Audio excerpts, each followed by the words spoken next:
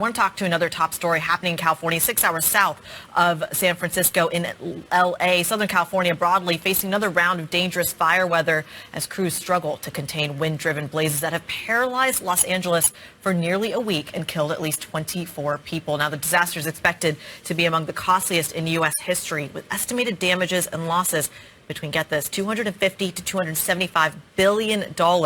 Insurance industry losses alone now estimated at $30 billion. Joining us for more is Bloomberg Intelligence European insurance analyst Charles Graham. Charles, these numbers just keep getting higher and higher. How dangerous is this for the people and for the insurance companies that have pulled out on covering this area?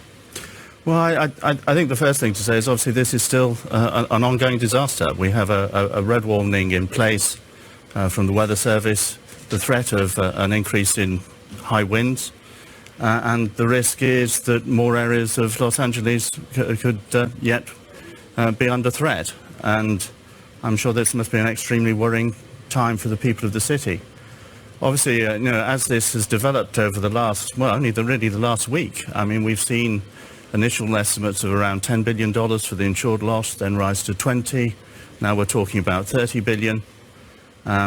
And I think it also stands out that that's a very small fraction of the total economic loss, because insurance availability was a big issue for this market. But Charles, this was a known risk, right? Is this a wake-up call, for want of a better phrase, for these communities in vulnerable areas in an era of climate change?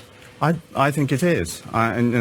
These were some of the areas that were most exposed to wildfire risk of anywhere in the United States, because of the combination of population density, property values, and proximity to bush. And as a result of that, a number of major insurance groups within the US decided that these risks just weren't insurable. And it was also an area where it was difficult for those companies to, in some cases, get reinsurance protection.